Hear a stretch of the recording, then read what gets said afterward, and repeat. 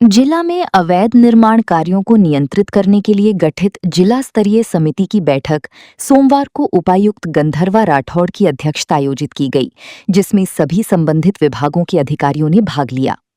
जिले की विभिन्न शहरी निकायों और विशेष योजना क्षेत्रों में अवैध निर्माण कार्यों पर कार्रवाई के संबंध में बैठक में व्यापक चर्चा की गई। इस अवसर पर उपायुक्त ने प्रशासनिक और विभागीय अधिकारियों को जिला में नगर एवं ग्राम नियोजन अधिनियम की सभी प्रावधानों की अक्षरशः अनुपालना सुनिश्चित करने के निर्देश दिए। उन्होंने कहा कि नए भवनों को बिजली पानी के कनेक्शन और अन्य सुविधाएं नगर एवं ग्राम नियोजन टीसीपी विभाग या शहरी निकायों की एनओसी के बाद ही जारी होनी चाहिए। नगर एवं ग्राम नियोजन अधिनियम के तहत अधिसूचित योजना क्षेत्रों और विशेष क्षेत्रों में किसी भी निर्माण कार्य के लिए टीसीपी विभाग की पूर्व अनुमति अनिवार्य होती है। अब इन क्षेत्रों से बाहर ग्रामीण क्षेत्रों में 1000 वर्ग मीटर से अधिक के एरिया वाली प्लॉट पर निर्माण के लिए भी टीसीपी विभाग की पूर्व अनुमति अनिवार्य कर दी गई है।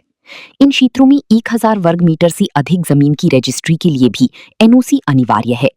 उपायुक्त ने कहा कि ग्रामीण क्षेत्रों के लिए इस संशोधित नियम की जानकारी हर पंचायत तक पहुंचाने के लिए टीसीपी विभाग के अधिकारी सभी बीडीओ से समन्वय स्थापित करें।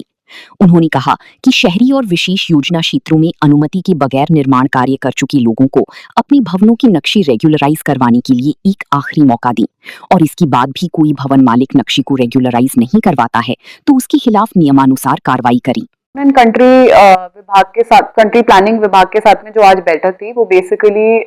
एक क्वार्टरली बैठक के तहत रखी गई थी, जिसमें जितने भी अनऑथराइज कंस्ट्रक्शंस है, वेदर प्राइवेट और गवर्नमेंट अगर कोई है, तो उनमें क्या क्या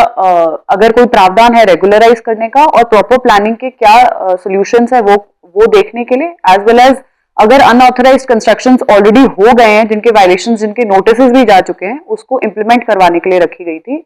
तो इसमें मैं आपको बताना चाहूंगी कि हमीरपुर में लगभग ऐसे 100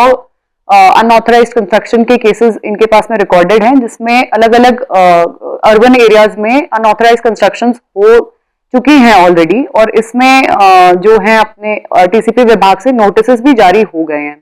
इसमें आज जो बेसिकली डिसाइड हुआ था वो यही हुआ था कि एक फाइनल नोटिस इशू करा जाएगा इन सभी लोगों को, और इसके बाद में अगर तो कंप्लायंस हो जाती है, बिल्डिंग रेगुलराइज कराने के प्रावधान भी हैं, वो हो जाता है, तो उसमें कंपाउंडिंग, दैट मींस पेनल्टी के तहत आप अपना रेगुलराइज करवा सकते हैं। लेकिन अगर आप नहीं वायलेशन को अगर कंटिन्यू रखते हैं तो उसमें बिजली पानी काटने का भी एक प्रावधान है, जो कि फिर हमें वो लेना पड़ेगा।